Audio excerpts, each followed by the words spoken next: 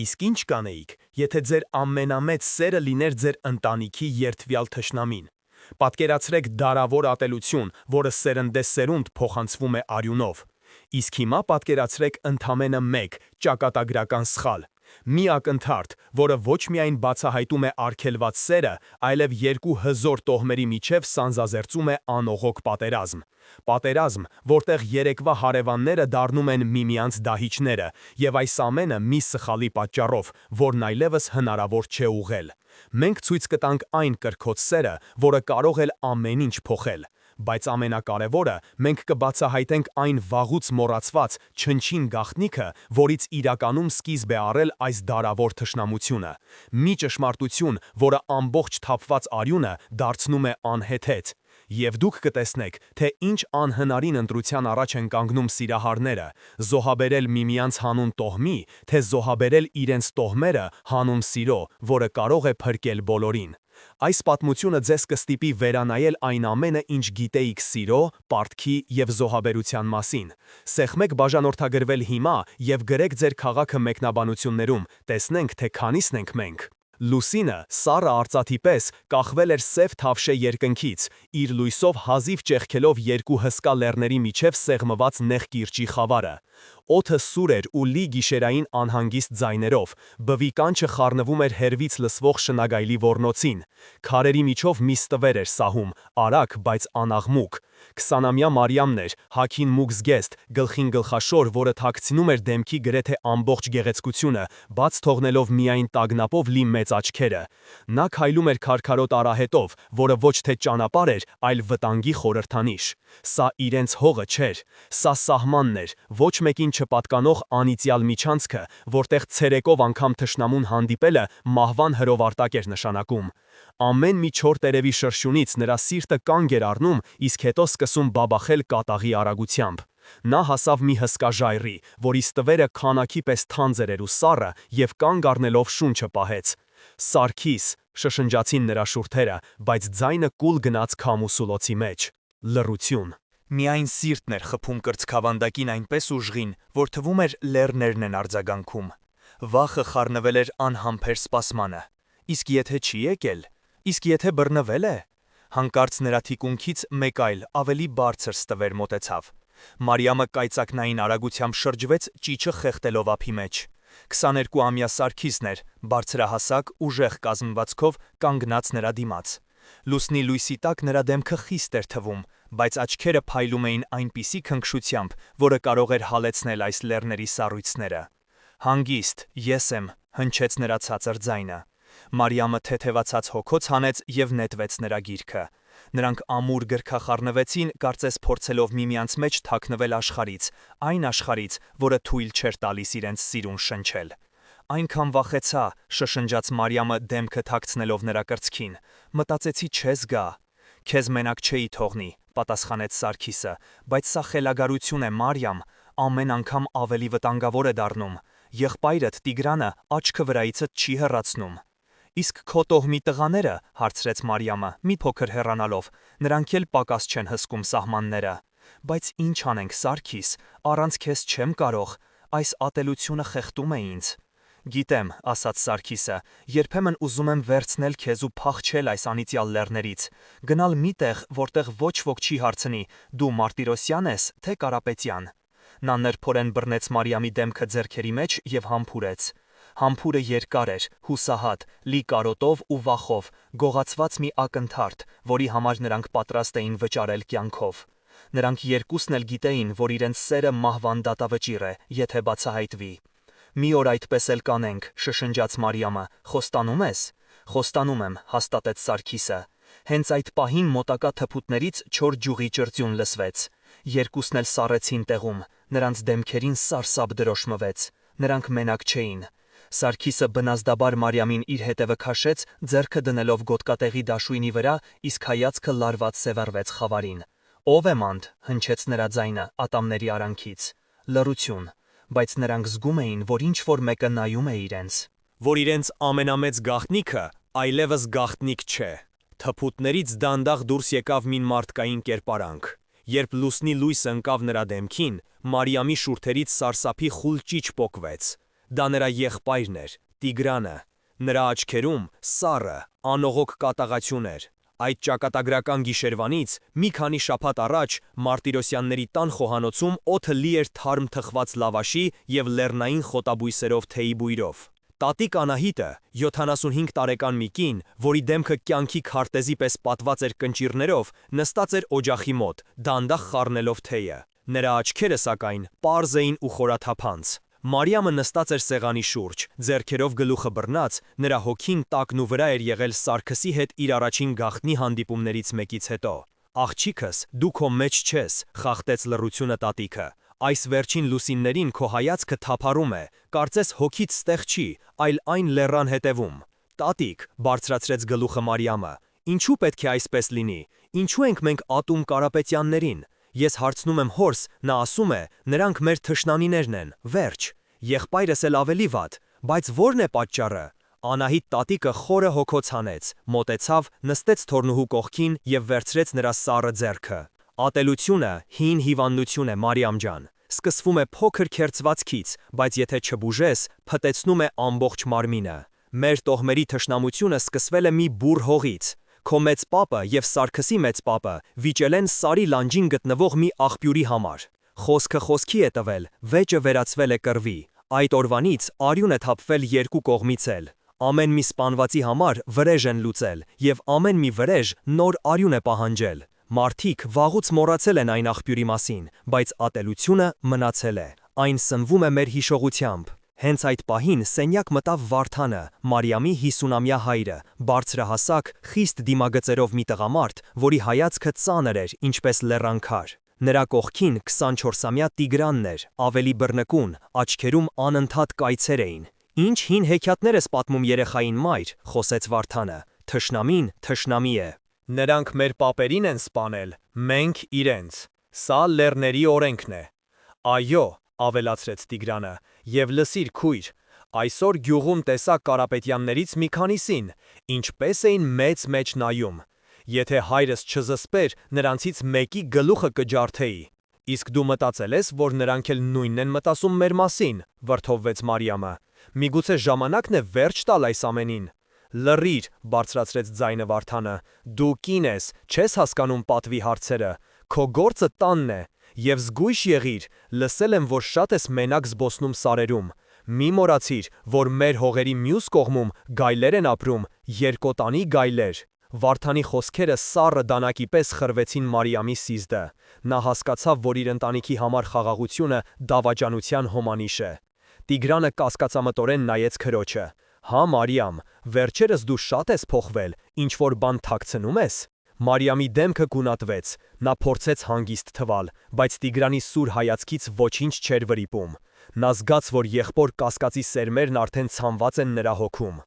Մի քանի օր անց, լվացք անելու պատրվակով Մարիամը իջել էր գեթափ։ Լվացքը մի կողմ դրած, նա նայում էր ջրի արագ հոսքին, որն իր մտքերի պես անհանգիստ էր։ Նա պետք է տեսներ Սարգսին, պետք է զգուշացներ եղբոր կասկածների մասին։ Նա գետի հոսանքով ցած նետեց մի քանի կարմիր խնձոր։ Դա նրանց պայմանական նշանն էր։ Եթե Սարգիսը գետի ստորին հոսանքում տեսներ խնձորները, կհասկանար, որ Մարիամը նրանց սպասում է իրենց գաղտնի վայրում այս գիշեր։ Հանկած նա լսեց ձիերի դոփյուն։ Գյուղի կողմից գալիս էին Տիգրանը և իր ընկերներից մի քանիսը, բոլորը զինված։ «Էլի մտքերի մեջ ես, քույր», հեգնեց Տիգրանը, «թե գետին ես գաղտնիքներդ պատմում»։ «Լվացք էի անում», փորձեց հանգիստ մնալ Մարիամը, «իսկ դուք ուր եք գնում այդպես զինված»։ «Մեր հոտերից մի քանի ոչխար է կորել», պատասխանեց Տիգրանը, «կասկածում ենք, որ Կարապետյան գոհերն են տարել։ Գնում ենք մերինը հետ բերելու, կամ էլ նրանցից նույնքանը վերցնելու»։ «Տիգրան, մի արա», աղաչեց Մարիամը, «դա նոր կռվի առիթ կդառնա, գուցե գայլերն են տարել»։ «Միամիտ», ծիծաղեց Տիգրանը, «այս սարերում ամենամեծ գայլերը Կարապետյաններն են, դու տուն գնա, սա տղամարդու գործ է»։ Նրանք հեռացան, թողնելով Մարիամին սրտի դողով։ Նա հասկանում էր, որ իրավիճակը դուրս է գալիս վերահսկողությունից, և այս փոքր բախումը կարող է մեծ հրդեհի վերածվել։ Այդ գիշեր նա հանդիպեց Սարգսին ջրվեժի հետևում թաքնված փոքրիկ այրում։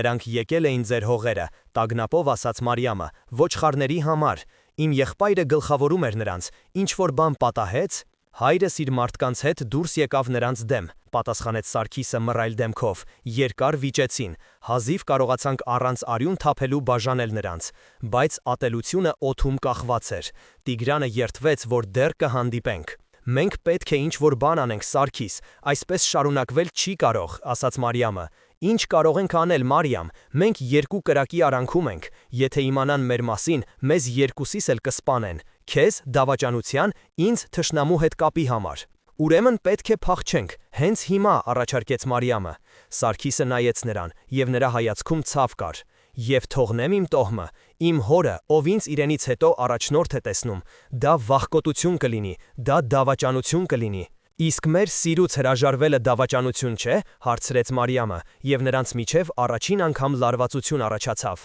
Նրանք հասկացան, որ միայն իրենց սերը բավարար չէր ավանդույթների և պարտքի պատերը քանդելու համար։ Սարգիսը հանեց իր վզից արծաթե հին խաչը։ Սա իմ տատիկինն է եղել, նա միշտ ասում էր, որ սա պահպանում է չարից, վերցրու, թող քեզ պահապան լինի, ես մի ճանապարհ կգտնեմ, Մարիամ, խոստանում եմ, բայց մինչ այդ մենք պետք է շատ զգույշ լինենք, իմ սիրտը վատ բան է զգում։ Նա կախեց խաչը Մարիամի վզից, չիմանալով, որ հենց այդ խաչը շուտով կդառնա ոչ թե պահապան, այլ նրանց ողբերգության խորհրդանիշը։ Ոչխարների պատմությունից հետո Մարտիրոսյանների տանը մթնոլորտը ծանրացել էր, Վարդանը կրկնապատկել էր հսկողությունը սահմաններին, իսկ Տիգրանը ստվերի պես հետևում էր քրոջը։ Մարիամը նստած էր ջուլհակի դազգահի մոտ գորգ էր գործում, բայց նրա մատները չէին ենթարկվում, մտքերը Սարգսի մասին էին։ Տիգրանը նստած էր սենյակի անկյունում, սրում էր իր դաշույնը, և քարին քսվող մետաղի ձայնը կտրում էր լռությունը ու լարում նյարդերը։ Գեղեցիկ գորգ է, խոսեց Տիգրանը, ումի համար ես գործում, օժիտ ես պատրաստում։ Պարզապես գործում եմ, առանց նայելու պատասխանեց Մարիամը։ Հայրը մտածում է քեզ ամուսնացնել մեր հեռու բարեկամներից մեկի որդու հետ, շարունակեց Տիգրանը, ազդեցիկ տոհմ է, մեր դաշինքը կամրապնդվի։ Մարիամի ձեռքի իլիկը ընկավ գետնին, նա սարսափով նայեց եղբորը։ Ինչ, ես չեմ ուզում ամուսնանալ։ Քո ուզելով չէ, կանգնեց Տիգրանը, սա տոհմի շահերից է բխում։ Թե սպասող ունես։ Նա մոտեցավ և կտրուկ բռնեց քրոջ ձեռքից։ Ասա ինձ ճիշտը, Մարիամ, ո՞ւր են գնում քո մտքերը, երբ մենակ ես մնում, ում ես տեսնում երազումդ։ Բաց թող, ձեռքը քաշեց Մարիամը, դու խելագարվել ես։ Հենց այդ պահին նրա զգեստի օձիքի տակից փայլեց Սարգսի տված արծաթե խաչը։ Տիգրանի աչքերը նեղացան։ Սա ինչ խաչ է, մեր ընտանիքում այսպիսի բան չեմ տեսել, որտեղից քեզ։ Մարիամը սառեց։ Նա արագ փորձեց թաքցնել խաչը, բայց արդեն ուշ էր։ Տիգրանը տեսել էր դրա վրա փորագրված նշանը, Կարապետյանների տոհմի խորհրդանիշը, արծիվ։ Նրա դեմքը քարացավ, անհավատությունը փոխարինվեց սարսափելի կասկածով, իսկ հետո անզուսպ կատաղությամբ։ Կարապետյան, շշնջաց նա, և այդ շշուկը գոռոցից ավելի սարսափելի էր։ Դու դավաճանել ես մեզ, դու պղծել ես մեր պատիվը, թշնամու հետ։ Տիգրան, խնդրում եմ, լսիր ինձ, արդյունքները խեղդում էին Մարիամին։ Ես կսպանեմ նրան, և քեզ էլ, ասաց Տիգրանը և դուրս վազեց տնից։ Մարիամը հասկացավ, որ ամեն ինչ կորած է։ Նա գիտեր, որ Տիգրանը չի հանգստանա մինչև արյուն չթափի։ Նա պետք է զգուշացներ Սարգսին։ Նա դուրս նետվեց տնից, վազելով դեպի իրենց գաղտնի հանդիպման վայրը, չիմանալով, որ Տիգրանը հենց դրան էր սպասում։ Նա չէր գնացել Կարապետյանների գյուղ, այլ թաքնվել էր մոտակայքում, հետևելու իր քրոջը և բռնելու նրանց հանցանքի վայրում։ Մարիամը շնչասպառ հասավ կիրճ, Սարգիսն արդեն այնտեղ էր, անհանգիստ սպասում էր, կարծես սիրտը զգացել էր մոտալուտ աղետը։ Սարգիս, փախիր, հազիվ կարողացավ արտաբերել Մարիամը, Տիգրանն ամեն ինչ գիտի, նա տեսավ խաչը։ Նա կսպանի քեզ։ Հանգստացիր, Սարգիսը բռնեց նրա ձեռքերից, միասին կգնանք, հենց հիմա, ես այլևս չեմ կարող քեզ այստեղ թողնել։ Նրանք պատրաստվում էին հեռանալ, երբ թփուտներից դուրս եկավ Տիգրանը։ Նրա ձեռքին մերկացնած դաշույնն էր, իսկ աչքերն այրվում էին անմարդկային կրակով։ Ուրեմն ճիշտ էի, կորացրեց նա, իմ սեփական քույրը, մեր թշնամու գրկում, դուք երկուստ էլ այսօր կմեռնեք։ Տիգրան, սա այն չէ, ինչ դու մտածում ես, փորձեց խոսել Սարգիսը Մարիամին իր հետևը քաշելով։ Լռիր, Կարապետյան շուն, ընդհատեց Տիգրանը, դու պղծել ես մեր տունը։ Նա հարձակվեց Սարգսի վրա։ Սարգիսը, չցանկանալով կռվել Մարիամի եղբոր հետ, սկզբում միայն պաշտպանվում էր։ Նա հանեց իր դաշույնը, բայց միայն հարվածները հետ մղելու համար։ Կանգ առ, ես քեզ հետ կռվել չեմ ուզում, գոռում էր Սարգիսը, բայց ես ուզում եմ, պատասխանում էր Տիգրանը։ Մարիամը սարսափահար նայում էր նրանց մահացու պարին, աղաչելով, որ դադարեցնեն, բայց Տիգրանը կուրացել էր կատաղությունից, նա անընդհատ հարձակվում էր, կատաղի, անխնա։ Մի պահ հերթական հարվածը հասցնելիս նրա ոտքը սայթաքեց թաց քարի վրա, նա կորցրեց հավասարակշռությունը և ամբողջ ծանրությամբ ընկավ առաջ, ուղիղ դեպի Սարգիսը։ Սարգիսը, որը պաշտպանվելու համար դաշույնը պահել էր իր դիմաց, չհասցրեց շարժվել։ Տիգրան, սա այն չէ, ինչ դու մտածում ես, փորձեց խոսել Սարգիսը Մարիամին իր հետևը քաշելով։ Լռիր, Կարապետյան շուն, ընդհատեց Տիգրանը, դու պղծել ես մեր տունը։ Նա հարձակվեց Սարգսի վրա։ Սարգիսը, չցանկանալով կռվել Մարիամի եղբոր հետ, սկզբում միայն պաշտպանվում էր։ Նա հանեց իր դաշույնը, բայց միայն հարվածները հետ մղելու համար։ Կանգ առ, ես քեզ հետ կռվել չեմ ուզում, գոռում էր Սարգիսը, բայց ես ուզում եմ, պատասխանում էր Տիգրանը։ Մարիամը սարսափահար նայում էր նրանց մահացու պարին, աղաչելով, որ դադարեցնեն, բայց Տիգրանը կուրացել էր կատաղությունից, նա անընդհատ հարձակվում էր, կատաղի, անխնա։ Մի պահ հերթական հարվածը հասցնելիս նրա ոտքը սայթաքեց թաց քարի վրա, նա կորցրեց հավասարակշռությունը և ամբողջ ծանրությամբ ընկավ առաջ, ուղիղ դեպի Սարգիսը։ Սարգիսը, որը պաշտպանվելու համար դաշույնը պահել էր իր դիմաց, չհասցրեց շարժվել։ Տիգրանի մարմինը խրվեց սուր շեղբի մեջ։ Մի պահ լռություն տիրեց, միայն քամու սուլոցը և Մարիամի խեղդված ճիչը։ Տիգրանի աչքերում զարմանք էր, հետո ցավ, իսկ հետո դատարկություն։ Նա դանդաղ սահեց ցած, ընկնելով Սարգսի ոտքերի մոտ։ Ամեն ինչ տեղի ունեցավ վայրկյանների ընթացքում։ Դա սպառություն չէր, դա սարսափելի, անհեթեթ դժբախտ պատահար էր, բայց ով կհավատար դրան։ Այդ գիշեր լուսնի լույսի տակ ոչ թե մեկ մարդ մահացավ, այլ երկու տոհմերի միջև խաղաղության վերջին հույսը։ Մի պահ տիեզերքը կարծես սառեց, ժամանակը ձգվեց, հետո կանգ առավ։ Սարգսի ձեռքի դաշույնը տաք էր ու կպչուն Տիգրանի արյունից։ Նրա միալոը հրաժարվում էր ընդունել տեղի ունեցածը։ Նա նայում էր իր ձեռքերին, հետո գետնին ընկած մարմնին, հետո Մարիամին։ Մարիամի դեմքին սարսափը փոխարինվել էր անհավատության դատարկությամբ։ Նա նայում էր եղբոր անշարժ մարմնին, Եվ նրա աչքերից արցունքներ չէին գալիս, կարծես ցավը այնքան մեծ էր, որ սառեցրել էր անգամ արցունքները։ Նրա շուրթերը շարժվում էին, բայց ձայն դուրս չէր գալիս։ Աշխարհը փլուզվել էր նրանց ոտքերի տակ։ Սարգիսը բնազդաբար մեկ քայլ արեց դեպի Մարիամը, բայց նա հետ քաշվեց, կարծես օձ տեսներ։ Այդ շարժումը դանակից ավելի սուր խոցեց Սարգսի սիրտը։ Մարիամի հայացքում ոչ թե ատելություն կար, այլ սարսափ։ Սարսափ նրանից, ինչ տեսել էր, և նրանից, ում սիրում էր։ Ես չուզեցի, կակազեց Սարգիսը, նրա ձայնը խորն էր ու խռպոտ, նա ինքը ընկավ, բայց բառերը դատարկ էին հնչում անգամ իր ականջին։ Ով կհավատար նրան։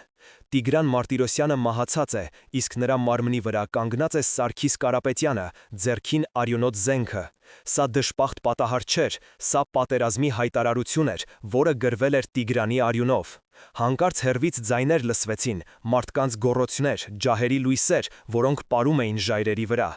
Մարտիրոսյանները, անհանգստացած Տիգրանի երկար բացակայությունից, դուրս էին եկել փնտրելու նրան։ Խուճատը սառը ալիքի պես հարվածեց Սարգսին։ Նա պետք է փախչեր, ոչ թե իր կյանքը փրկելու համար, այլ որպեսզի Մարիամին չներքաշի այս մղձավանջի մեջ։ Մարիամ, լսիր ինձ, նա բռնեց նրա սառը ձեռքերից, դու պետք է գնաս, ասա, որ ես եմ հարձակվել, որ դու փորձել ես կանգնեցնել, բայց չես կարողացել, ասա, որ ես սպանեցի նրան ու փախա, դու պետք է փրկես քեզ։ Մարիամը նայեց նրան, և նրա աչքերում վերջապես արցունքներ հայտնվեցին։ Իսկ դու, շշնջաց նա,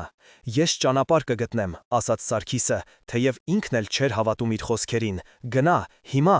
Նա համբուրեց նրա ճակատը, սառը, հուսահատ համբույր, և անհետացավ խավարի մեջ, ինչպես ուրվական։ Մարիամը մնաց մենակ իր եղբոր մարմնի և իր փշրված սրտի հետ։ Երբ նրա հայրն ու տոհմի մյուս տղամարդիկ հասան այնտեղ, նրանք տեսան միայն սարսափելի տեսարանը, իրենց սիրելի Տիգրանը, սպանված, իսկ նրա քույրը, ծնկաչոք նրա կողքին լուռ լաց լինելով։ Վարդանի դեմքը քարացավ, նրա աչքերում վիշտը վայրկյանապես փոխարինվեց վրեժի սառը կրակով։ Ո՞վ արեց սա, հարցրեց նա, ձայնը դողում էր զսպված կատաղությունից։ Մարիամը բարձրացրեց գլուխը։ Նա նայեց հոր աչքերին և հիշեց Սարգսի խոսքերը։ Նա պետք է ընտրություն կատարեր, ասել ճշմարտությունը և դատապարտել իրեն ու իր սիրելին, թեստել և սանձազերծել պատերազմ։ Այդ պահին նրա մեջ ինչ-որ բան կոտրվեց։ Նա ընտրեց այն ճանապարհը, որը կփրկեր Սարգսին, նույնիսկ եթե դա կորցներ ամեն ինչ։ «Կարապետյանը», շշնջաց նա, եւ այդ մեկ բառը դարձավ վառոդի տակառի կայծը։ Լուրը Տիգրանի մահվան մասին կայծակի արագությամբ տարածվեց լեռներում։ Մարտիրոսյանների գյուղում սուգը խառնվել էր վրեժի ծարավին։ Կանայք սևազգեստ ողբում էին, իսկ տղամարդիկ լուռ մաքրում էին իրենց զենքերը։ Վարդանը կանգնած էր իր տան բակում, նայելով հորիզոնին, որտեղ Կարապետյանների հողերն էին։ Նրա դեմքն անթափանց էր, բայց նրա ներսում հրաբուխ էր եռում։ Նա կորցրել էր իր միակ որդուն, իր հույսն ու հպարտությունը։ Նրա համար այլևս ոչինչ նշանակություն չուներ, բացի արյունով հատուցումից։ Մարիամը փակվել էր իր սենյակում, նա չէր լալիս, չէր խոսում, նա նստած էր անկողնու եզրին, նայելով մի կետի։ Նրա հոգին դատարկվել էր, նա դարձել էր իր իսկ ստի գերին։ Նա փրկել էր Սարգսի կյանքը, բայց դատապարտել էր տասնյակ ուրիշների։ Տատիկ Անահիտը միակն էր, ով համարձակվեց մտնել նրա սենյակ։ Նա լուռ նստեց թոռնուհու կողքին։ «Ճշմարտությունը ծանր բեռ է, աղջիկս», ասաց նա հանգիստ, «բայց սուտը քար է, որը քեզ հետ քաշում է դեպի հատակը»։ Մարիամը չպատասխանեց։ Նա չգիտեր, որ տատիկը կռահում է ավելին, քան ասում է։ Միևնույն ժամանակ Կարապետյանների գյուղում իրավիճակը ոչ պակաս լարված էր։ Սարգիսը հասնելով տուն ամեն ինչ պատմել էր իր հորը, Աշոտին։ Աշոտ Կարապետյանը 52, իմաստուն, բայց նաև հպարտ մարդ էր։ Նա լսեց որդու խոստովանությունը, դեմքը քարացած։ Նա հավատում էր իր որդուն, բայց նաև գիտեր, որ Մարտիրոսյանները երբեք չեն հավատա։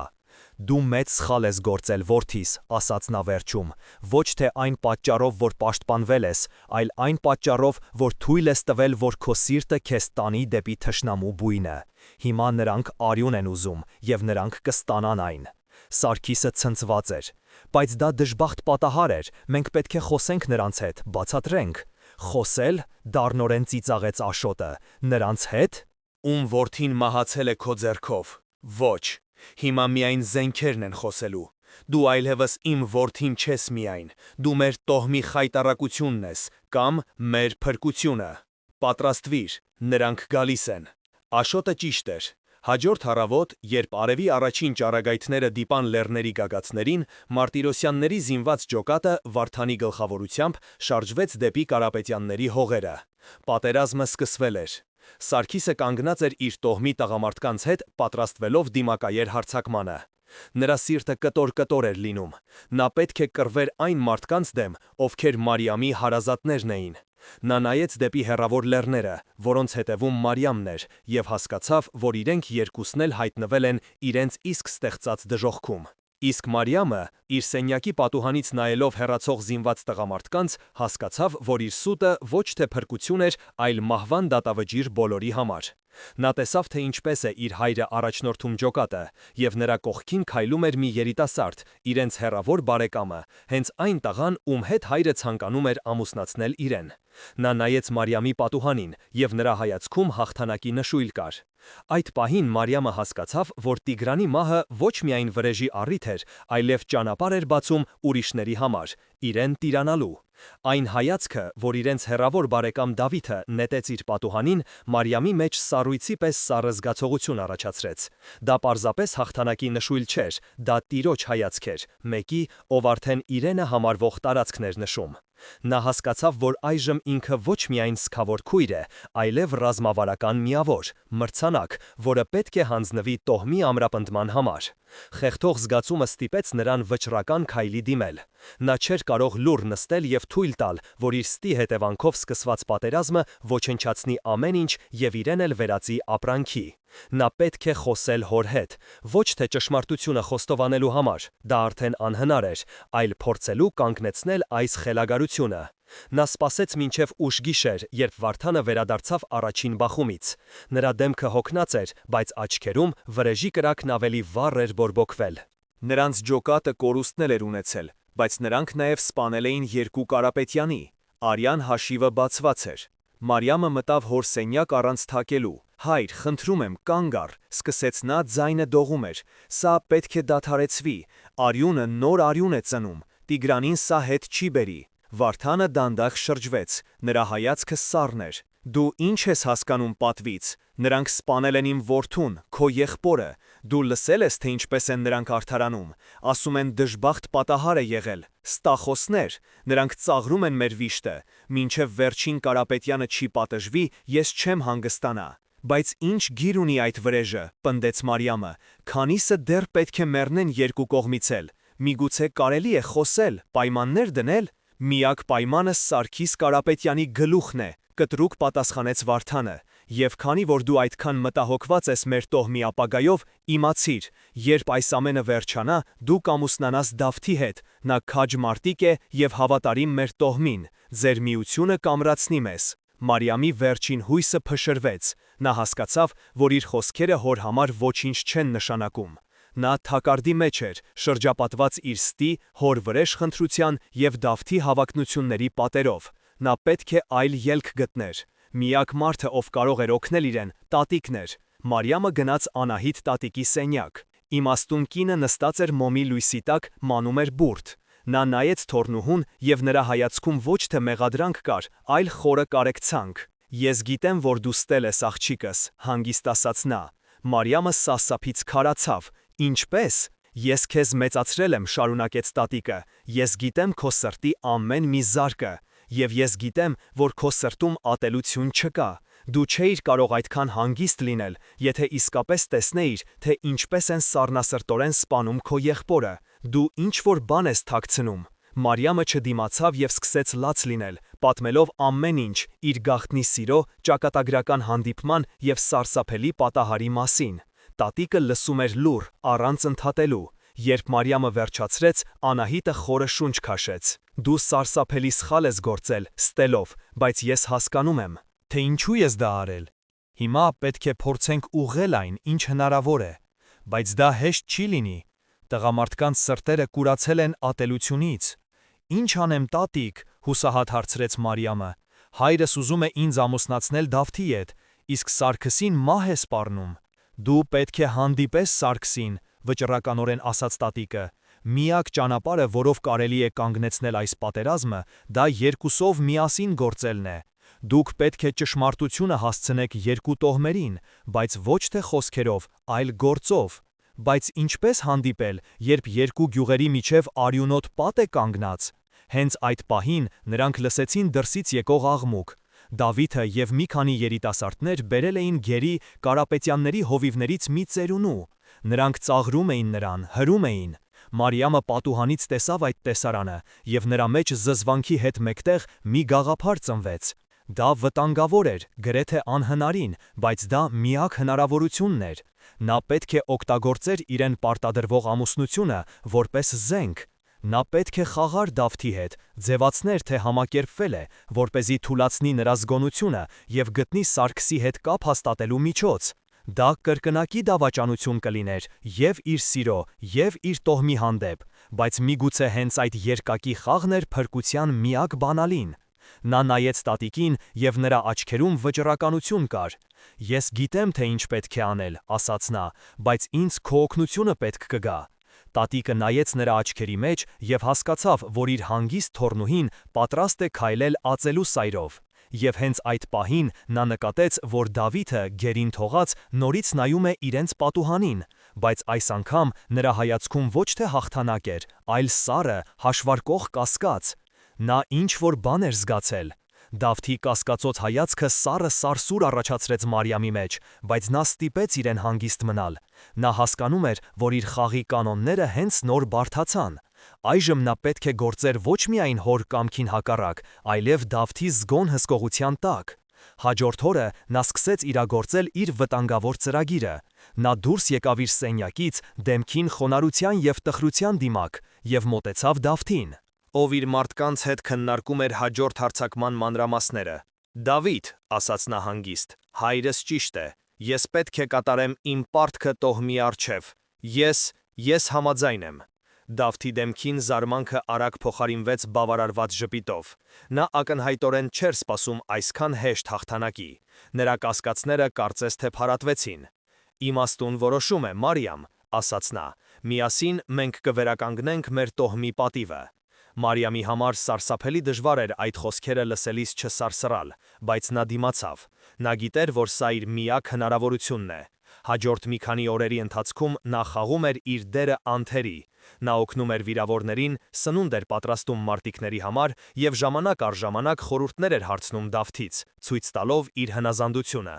Դավթի ինքնագոհությունը աճում էր, իսկ զգոնությունը թուլանում։ Մարիամն օգտվում էր ամեն հնարավորությունից, տեղեկություններ հավաքելու համար։ Նա լսում էր տղամարդկանց խոսակցությունները, ուսումնասիրում էր պահակակետերի դիրքերը, փորձում էր հասկանալ, թե որտեղ կարող են լինել թույլ կողմեր։ Տատիկ Անահիտը նրան օգնում էր իր իմաստուն խորհուրդներով, սովորեցնելով, թե ինչպես կարելի է աննկատ հարցեր տալ և ինչպես մեկնաբանել լսածը։ Բայց ամեն օր իրավիճակն ավելի էր վատանում, բախումները դառնում էին ավելի դաժան, երկու կողմերն էլ կորուստներ էին ունենում, և ատելությունը միայն խորանում էր։ Մարիամը հասկանում էր, որ իր ժամանակը սպառվում է։ Մի գիշեր նա լսեց մի խոսակցություն, որը սառեցրեց արյունը նրա երակներում։ Դավիթը և նրա ամենամոտ զինակիցները ծրագրում էին գիշերային հարձակում Կարապետյանների գյուղի վրա։ Բայց սա սովորական հարձակում չէր։ Նրանք պատրաստվում էին շրջանցել հիմնական պահակակետերը և հարվածել գյուղի ջրամբարին, որտեղից սնվում էր ամբողջ գյուղը։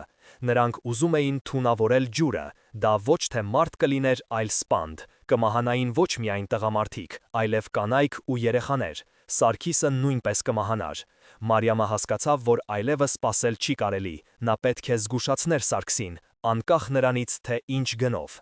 Այդ գիշեր, երբ գյուղը քնած էր, Մարիամը տատիկի օգնությամբ իրականացրեց իր ամենահուսահատ քայլը։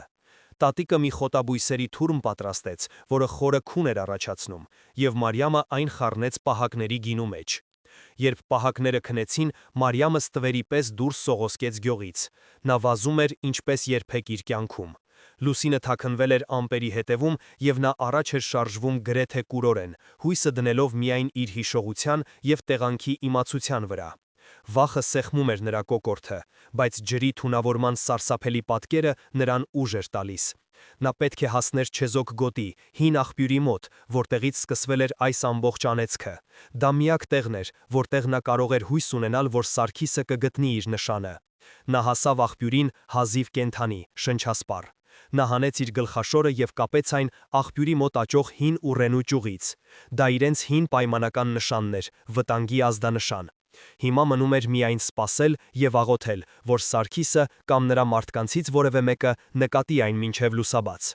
Բայց երբ նա պատրաստվում էր թաքնվել մոտակա ժայռերի հետևում, նա լսեց քայլերի ձայն։ Նրա սիրտը կանգ առավ։ Միգուցե Սարգիսն է։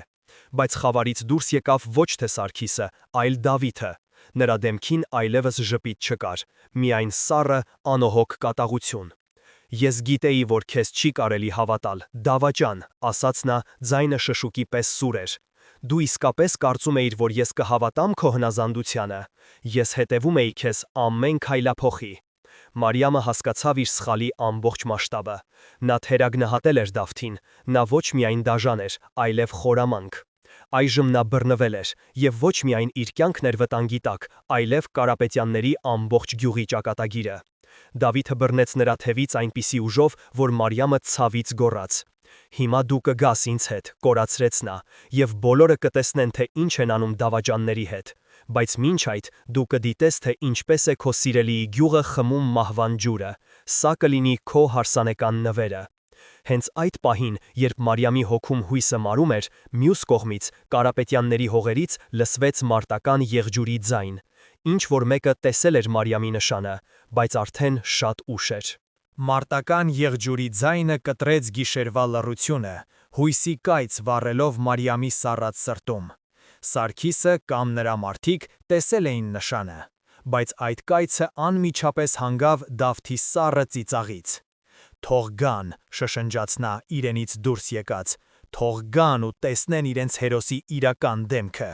Թող տեսնեն, թե ինչպես է նա թաքնվում դավաճան կնոջ շրջազգեստի հետևում»։ Հենց այդ պահին ժայռերի հետևից դուրս եկան մի քանի ստվերներ։ Առաջինը Սարգիսն էր, ձեռքին մերկացրած սուրը։ Նրա հետևից իր տոհմի ամենաքաջ մարտիկները։ Նրանք տեսան Դավթին, որը բռնել էր Մարիամին, և կանգ առան, չիմանալով ինչպես վարվել։ Սարգսի հայացքը հանդիպեց Մարիամի հայացքին, և այդ հայացքում ցավ կար, սեր և անսահման շնորհակալություն։ Բաց թող նրան Դավիթ, հնչեց Սարգսի ձայնը, հանգիստ, բայց պողպատի պես ամուր։ Սա մեր կռիվն է, նրան մի խառնիր։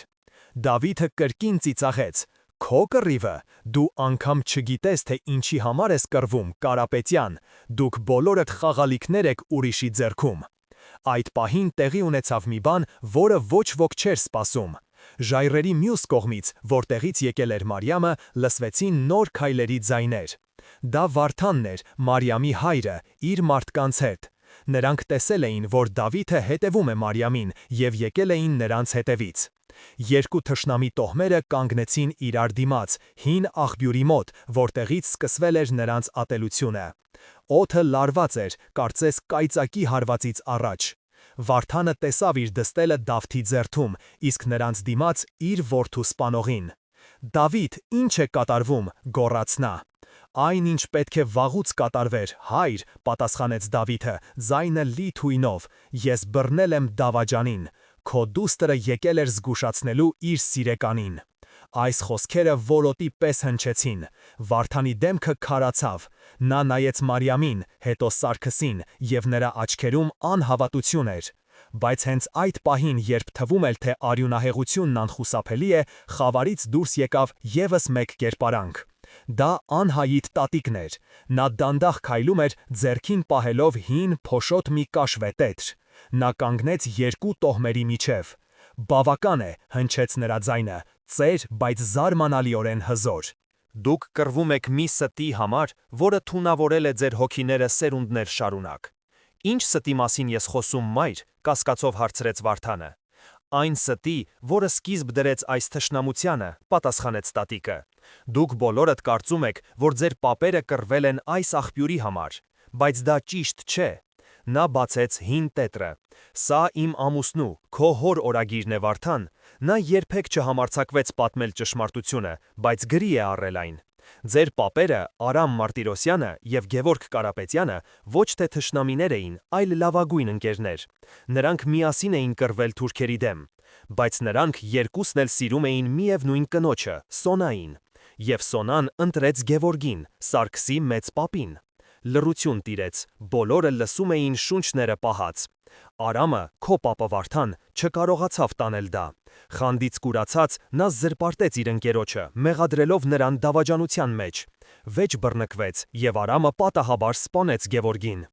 Որպեսի թաքցնի իր հանցանքը և խայտառակությունը, նա հորինեց աղբյուրի համար կռվի պատմությունը։ Նա ստեղծեց թշնամի, որպեսի արդարացնի իր սպանությունը։ Եվ դուք, նրանց սերունդներդ, շարունակում եք սպանել միմյանց մի ստի համար, որը ծնվել է մերժված սիրուց և խանդից։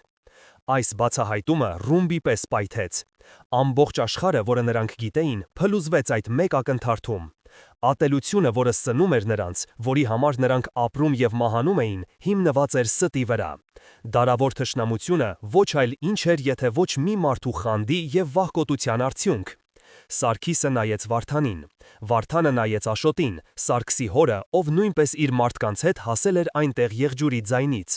Նրանց դեմքերին զզվանք էր, շփոթություն և սարսափելի գիտակցում։ Նրանց պապերը եղել էին ոչ թե հերոսներ, այլ ստի զոհեր և մասնակիցներ։ Իսկ Տիգրանը։ Նա մահացել էր մի պատվի համար, որը երբեք գոյություն չի ունեցել։ Մարիամի սիրտը կծկվեց, նա նայեց Սարգսին և հասկացավ, որ նրանց սիրո պատմությունը սարսափելի կերպով կրկնում էր անցյալը, բայց այս անգամ նրանք հնարավորություն ունեին այլ ավարտ գրելու։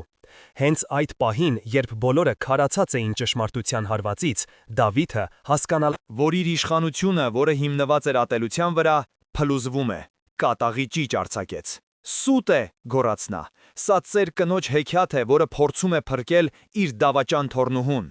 Մեր թշնամիները մեր առջև են, սպանեք նրանց։ Նա բարձրացրեց իր սուրը, որպեսի հարվածի Սարգսին, բայց նրա ճանապարհին կանգնեց Վարդանը։ Բավական է, հնչեց Մարիամի հոր ձայնը, և դրանում այլևս վրեժ չկար, այլ միայն անսահման հոգնածություն և զղջում։ Այս գիշեր այլևս արյուն չի թափվելու։ Դավիթը անհավատորեն նայեց իր առաջնորդին, ում նա համարում էր վրեժի մարմնացում։ Նա հասկացավ, որ պարտվել է։ Ոչ թե զենքով, այլ ճշմարտությամբ։ Եվ այդ պահին նրա ատելությունը գտավ նոր թիրախ։ Եթե նա չէր կարող ունենալ Մարիամին, ապա ոչ ոք չէր ունենա։ Կայծակնային արագությամբ նա շրջվեց և իր դաշույնը խրեց Մարիամի կողը։ Մի պահ տիեզերքը կրկին սառեց, բայց այս անգամ ոչ թե ճշմարտության հարվածից, այլ դավաճանության սառը պողպատից։ Մարիամի բերանից ցավի խուլ հառաչանք պոկվեց, և նա սկսեց դանդաղ սահել ցած։ Սարգիսը, որը մի ակնթարթ քարացել էր սարսափից, առաջինն էր, որ շարժվեց։ Նա հասցրեց բռնել Մարիամին, մինչև նա կընկներ գետնին։ Դավթի դեմքին խելագարի ժպիտ էր, նա պատրաստվում էր երկրորդ հարվածը հասցնել, բայց Վարդանի մռնչյունը ցնցեց լեռները։ Մարիամի հայրը, մոռանալով ամեն ինչ, թշնամություն, սուտ, պատիվ, նետվեց Դավթի վրա կատաղի գազանի պես։ Նրա ձեռքերը սեղմեցին Դավթի կոկորդը։ Միևնույն ժամանակ Աշոտ Կարապետյանը, Սարգսի հայրը, հրաման տվեց իր մարդկանց. «Բռնեք նրան, ոչ ոք չի շարժվում»։ Երկու տոհմերի տղամարդիկ, ովքեր րոպեներ առաջ պատրաստ էին սպանել միմյանց, այժմ միասին շրջապատեցին Դավթին և Վարդանին, կանխելով հետագա արյունահեղությունը։ Բայց այս ամենը տեղի էր ունենում կարծես մշուշի մեջ։ Սարգսի համար աշխարհը նեղացել էր մինչև մեկ կետ՝ Մարիամի գունատ դեմքը և նրա զգեստի վրա տարածվող մուգ բիծը։ «Մարիամ, նայիր ինձ, մի փակիր աչքերդ», շշնջում էր նա, ձեռքով սեղմելով վերքը, փորձելով կանգնեցնել արյան հոսքը։ Մարիամի աչքերը բաց էին, բայց հայացքը թափառում էր։ «Ճշմարտությունը», հազիվ լսեցաց նա, «այն ազատեց, բայց ինչ գնով»։ Անահիտ տատիկը արդեն նրանց կողքին էր, ձեռքին լեռնային խոտաբույսերի խուրձ։ «Մի խոսիր աղջիկս, պահպանիր ուժերդ, դու ուժեղ ես, դու կապրես»։ Նրա ձայնը հանգիստ էր, բայց ձեռքերը դողում էին։ Այդ պահին Վարդանը, թողնելով Դավթին, ում արդեն կապկպել էին, մոտեցավ դստերը։ Նա ծնկի իջավ Մարիամի մյուս կողմում։ Նրա դեմքին ցավի, զղջման և անսահման սիրո մի խառնուրդ էր։ Նա նայեց Սարգսին, ով գրկել էր իր դստերը, և այս անգամ նրա հայացքում ատելություն չկար, միայն համր հարց. «Կապրի»։ «Մենք պետք է նրան գյուղ տանենք, անմիջապես», ասաց Աշոտ Կարապետյանը, մոտենալով նրանց։ «Մեր բուժակը լավագույնն է այս լեռներում»։ Վարդանը բարձրացրեց գլուխը և նայեց իր դարավոր թշնամուն։ Երկու հայրերի հայացքները հանդիպեցին իրենց երեխաների տառապանքի վրա։ Այդ պահին նրանք այլևս Մարտիրոսյան և Կարապետյան չէին։ Նրանք պարզ պասպանել էին երկու հայր էին, որոնք վախենում էին կորցնել իրենց ամենաթանկը։ «Տարեք», հազիվ կարողացավ ասել Վարդանը։ Հաջորդ մի քանի օրերը անցան լարված սպասման մեջ։ Մարիամին տեղափոխել էին Կարապետյանների գյուղ։ Այն փաստը, որ Վարդան Մարտիրոսյանը թույլ էր տվել, որ իր վիրավոր դստերը տանեն թշնամու տարածք, ինքնին հեղափոխություն էր։ Երկու գյուղերի միջև հաստատվել էր մի փխրուն զինադադար, որը հիմնված էր ոչ թե պայմանագրի, այլ ընդհանուր շոկի և Մարիամի կյանքի համար անհանգստության վրա։ Սարգիսը աչքը չէր կտրում Մարիամի անկողմուց։ Նա նայում էր նրա գունատ դեմքին և իրեն էր մեղադրում ամեն ինչի համար։ Եթե ինքը չլիներ, եթե իրենց սերը չլիներ, այս ամենը տեղի չէր ունենա։ Բայց հետո նա հիշում էր տատիկի բացահայտած ճշմարտությունը և հասկանում, որ իրենք ընդամենը վերջին օղակն էին ըստի երկար շղթայում։ Նրանց սերը ոչ թե պատճառն էր, այլ հետևանքը, հնարավորությունը կոտրելու անեծքը։ Վարդանը և նրա մի քանի հավատարիմ մարդիկ մնացել էին Կարապետյանների գյուղ, որպես հյուր, բայց իրականում որպես պատանդներ իրենց իսկ խղճի։ Վարդանը շատ էր փոխվել։ Նրա ուսերից կարծես դարերի բեռ էր ընկել։ Նա ժամերով նստում էր Աշոտի հետ, լուռ։ Նրանք խոսելու շատ բան չունեին, բայց նրանց լռությունը լի էր իմաստով։ Նրանք վերագնահատում էին իրենց ամբողջ կյանքը, իրենց հայրերի կյանքը, իրենց որդիների մահը։ Տիգրանի մահը այժմ այլ լույսի ներքո էր երևում։ Նա զոհ էր դարձել ոչ թե թշնամու դաշույնին, այլ իր սեփական պապիստին։ Այս գիտակցումը սարսափելի էր։ Մի օր, երբ Մարիամը դեռ անգիտակից պառկած էր, Սարգիսը դուրս եկավ մաքուր օդ շնչելու։ Նա տեսավ, որ Դավթին պահում են առանձին տանը, խիստ հսկողության տակ։ Նա մոտեցավ։ Դավթի աչքերում զղջման նշույլ անգամ չկար, միայն սառը անզոր ատելություն։ «Դուք բոլորդ հիմարներ եք», կորացրեց նա, «դուք հավատացիք մի ծեր կնոջ հեքիաթի։ Ատելությունն է մեզ ուժեղ դարձնում, առանց դրա մենք ոչինչ ենք»։ Սարգիսը նայեց նրան և հասկացավ, որ Դավթի համար ճշմարտությունը նշանակություն չուներ։ Նրա համար ատելությունը ոչ թե զգացմունք էր, այլ իշխանության գործիք։ Եվ այդ պահին Սարգիսը կայացրեց իր որոշումը։ Նա այլևս չէր փախչի, չէր պաշտպանվի։ Նա պետք է ակտիվ գործեր։ Նա պետք է ոչ միայն փրկեր Մարիամին, այլև վերջնականապես արմատախիլ աներ այն թույնը, որը դարեր շարունակ քայքայում էր իրենց տոհմերը։ Նա վերադարձավ տուն և մտավ սենյակ, որտեղ նստած էին իր հայրը և Վարդանը։ «Մենք պետք է որոշենք, թե ինչ ենք անելու հետո», ասաց նա վճռականորեն։ «Այս զինադադարը հավերժ չի տևի։ Մեր տոհմերում կան մարդիկ, Դավթի նման, որոնք կփորձեն նորից բորբոքել կրակը։ Մենք պետք է նրանց ցույց տանք նոր ճանապարհ։ Բայց դրա համար մենք պետք է միասին լինենք, ոչ թե որպես թշնամիներ, որոնք հաշտվել են, այլ որպես դաշնակիցներ»։ Վարդանը և Աշոտը նայեցին նրան, հետո միմյանց։ Նրանք տեսնում էին իրենց առջև ոչ թե մի տղայի, որը սիրահարվել էր թշնամու դստերը, այլ իսկական առաջնորդի։ Եվ այդ պահին, երբ նրանք պատրաստվում էին պատասխանել, սենյակից, որտեղ պառկած էր Մարիամը, լսվեց թույլ ձայն։ Նա ուշքի էր եկել։ Մարիամի ուշքի գալը դարձավ այն կայծը, որից բոցավառվեց գործողությունների կրակը։ Նրա առաջին խոսքերը եղան ոչ թե ցավի մասին, այլ ապագայի։ «Մենք պետք է բոլորին պատմենք», շշնջաց նա, նայելով Սարգսին, հորը և Աշոտին։ «Ճշմարտությունը պետք է լսեն բոլորը»։ Այդ պահից սկսած Սարգիսը վերցրեց ամեն ինչ իր ձեռքը։ Նա այլևս ավանդույթների գերի չէր, նա նոր աշխարհի ճարտարապետն էր։ Նրա առաջին քայլը եղավ երկու տոհմերի ավագների ընդհանուր ժողով հրավիրելը։ Դա աննախադեպ քայլ էր։ Սկզբում երկու կողմից էլ դիմադրություն կար։